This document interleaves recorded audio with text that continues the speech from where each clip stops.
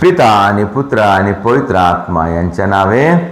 Hallelujah, hallelujah, hallelujah, hallelujah, hallelujah. ख्रिस्तामध्ये उपस्थित प्रिय बंधू आणि भगिनीनो, लूक अध्याय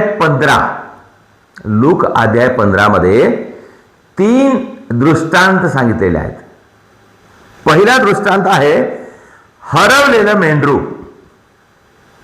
दुसरा दृष्टांत आहे हरवलेले नाणे आणि तिसरा दृष्टांत आहे उधळ्या पुत्र. प्रियजन हो, हे तीनही अशासाठी सांगण्यात आलेलं आहे की जे हरवलेले आहे ते वापस मिळाल्यानंतर मालकाला किंवा त्या वडिलाला किती आनंद होतो हे स्पष्ट करण्यासाठी हे 3 दृष्टांत सांगण्यात आलेले आहे. तर मग हे दृष्टांत कशासाठी सांगितलेलं आहे की ज्याप्रमाणे मेंढरू हरवलं आणि सापडल्यानंतर धनगराला आनंद होतो, त्याचप्रमाणे एखादा व्यक्ती पापामध्ये पडून पाप स्वीकार करून परत वापस येऊन चांगलं जीवन जगू लागण्याने पित्या परमेश्वराला आनंद होतो. नाणे हरवले, एखाद्याची संपत्ती नाणे हरवल्यानंतर त्याला दुःख होते आणि ते परत भेटल्यानंतर त्याला आनंद होते. तर अशाच प्रकारे मनुष्य सुद्धा जेव्हा हरवून जातो आणि मिळाल्यानंतर त्या मालकाला आनंद होतो, त्याचप्रमाणे परमेश्वराला सुद्धा आमच्याविषयी जेव्हा आपण हरवलेले होतो ते वापस आलो, पश्चाताप केलो, पाप स्वीकार केलो, तेव्हा देवाला आनंद होतो, स्वर्गामध्ये उल्हास केला जातो. आणि उधळ्या पुत्राविषयी सुद्धा आम्हाला तेच पाहायला मिळते. उधळ्या पुत्र घरून दूर गेला, बापाच्या प्रेमापासून दूर गेला, त्याला पछतावा झाला आणि त्याने पश्चाताप केला, वापस आला, बापाला आनंद झाला. तशाच प्रकारे जेव्हा आम्ही आमच्या मनाने आमच्या म्हणण्यानुसार आमच्या इच्छेनुसार आपण जीवन जगतो, आम्ही पापात पडतो आणि नंतर पछतावा होते आणि आम्ही जेव्हा पश्चाताप करतो, पाप स्वीकार करतो, तेव्हा देवाला आनंद होतो. प्रियजन, या तिन्ही दृष्टांतामध्ये आम्ही काय पाहतो, महत्वाचं काय आहे? एकच गोष्ट आहे की आम्हाला पाप केल्यानंतर, पापात पडल्यानंतर आपण पापातच राहू नये. आम्ही त्या पापातून उठून आपण पुण्याकडे, चांगल्याकडे आपण गेलं पाहिजे, ते पाप सोडून दिलं पाहिजे. तर ह्या 3 दृष्टांताचा वेगवेगळा अर्थ कसा लागतो प्रिय बंधू आणि भगिनींनो? एक मेंढरू काय आहे? मेंढराला जीवन आहे, जीव आहे त्याच्यामध्ये, परंतु त्याला बुद्धी नाही. मेंढराला जीव आहे, तो जिवंत आहे, परंतु त्याला बुद्धी नाही. आम्ही मनुष्य असून कधी कधी काय करतो, त्या मेंढरासारखं आपण जीवन जगतो. मेंढरासारखं आम्ही बुद्धीचा वापर करत नाही. आम्हाला बुद्धी आहे, मेंढराला बुद्धी नाही, परंतु आम्ही कधी मेंढरासारखं बनून जातो. एकदम म्हणजे बिलकुल आमच्या जीवनाविषयी आपण विचारच करत नाही, हरवून जातो. आम्ही विचार केला नाही, आम्ही देवाच्या उपस्थितीचं महत्त्व समजलं नाही.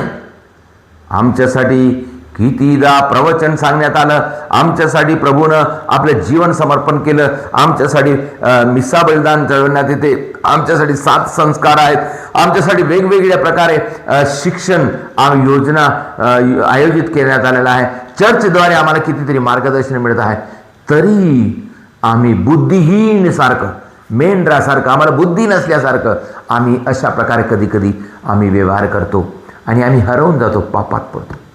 तरी परमेश्वराचं प्रेम आमच्यासाठी, आम्ही जरी तशा प्रकारे हरवून गेलो तरी जेव्हा मनुष्य पुन्हा वापस येतो, पश्चाताप करतो, देवाला क्षमा मागतो, परमेश्वराला आनंद होतो. दुसरा दृष्टांत आम्ही पाहतो, एक नाण्याची गोष्ट आहे. नाण्याची काय किंमत आहे? तरी तो नाणं भेटल्यानंतर तो बालक खूप आनंदित होतो. 1 नाण्याची किंमत, 1 नाणं. प्रियजनो, एक नाणं असेल तरी ते आमच्या जीवनामध्ये फार मोठे कार्य करते. एका फादरनी आम्हाला एक त्याच्या जीवनातला अनुभव सांगितला की तो एकदा बिल भरण्यासाठी गेला, इलेक्ट्रिकचं बिल भरण्यासाठी गेला. आणि जेव्हा त्याने बिल भरण्यासाठी गेला तेव्हा त्याच्याकडे तो बरोबर नेमके पैसे घेऊन गेला होता. नेमके पैसे म्हणजे त्याच्यामध्ये एक रुपयाचा नोट सुद्धा, कलदार सुद्धा होता, 1 रुपयाचा कलदार. आणि त्याला बिल भरण्यासाठी कमीत कमी 5 किलोमीटरवरून सायकल चालवून यावं लागलं. आणि त्याच्यानंतर तो ऑफिसमध्ये गेला, तो बिल भरण्यासाठी तो बिल दिला, पैसे दिला, आणि त्याच्यामध्ये 1 रुपया कमी आहे. एक कलदार कुठेतरी निसटून पडला, एकच कलदार. त्यांनी त्या साहेबाला विनंती केली, गयावया केली आणि म्हटलं का मी आणलो होतो, कुठेतरी हरवला, आता माझ्या कसं तरी करा, ॲडजस्ट करा, पुढच्या वेळेस भरतो, किंवा नाहीतर 1 रुपया सोडून द्या, किंवा दुसऱ्याला कोणाला तरी विचारू लागला. ते कुठंच त्याला मिळाला नाही. 1 रुपया, 1 रुपया त्याला मिळाला नाही. त्याला खूप दुःख वाटलं आणि त्याला वापस पुन्हा 5 किलोमीटर त्याला वापस घरी जावं लागलं 1 रुपयासाठी. प्रियजनो, रुपया आहे एकच, परंतु काम मोठं आहे. तेवढ्या जाऊन येणे, पुन्हा वापस जाणे, पुन्हा येणे म्हणजे महत्त्व आहे. प्रियजनो, आम्ही कितीही लहान असलो तरी, कितीही आम्ही खालच्या दर्जाचे असलो तरी परमेश्वराच्या समोर आम्ही फार महत्त्वाचे आहोत. परमेश्वरासमोर फार महत्त्वाचं म्हणजे जसं एक रुपया करूनच पूर्ण किंमत होते, त्याचप्रमाणे आमची सुद्धा किंमत, एक व्यक्तीची किंमत मोठी आहे. म्हणून प्रभू सांगत आहे, आम्ही किती लहान असलो तरी, किती लहान काम करत असलं तरी, कुठेही असलं तरी, कोणत्याही डिपार्टमेंटमध्ये असलं तरी, कोणतंही काम असलं तरी, आपण लहानातलं लहान काम आपण कसं करावं? प्रामाणिकपणे करावं. एक लहानशी चूक आम्हाला मोठ्या चुकीमध्ये गणण्यात येते.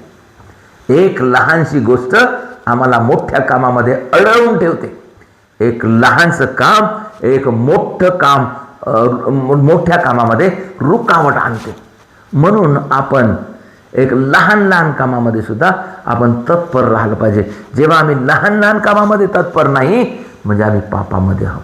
आणि म्हणून आम्हाला काय करायला लागते? आम्हाला पश्चाताप करणे आणि पुन्हा आपल्या जीवनावर विचार करून आपण ह्या लहान लहान गोष्टी एक नीटनेटक्या करून आपण मोठ्या कार्यामध्ये सहभागी होऊ शकतो आणि तेव्हा देवाला आनंद होतो.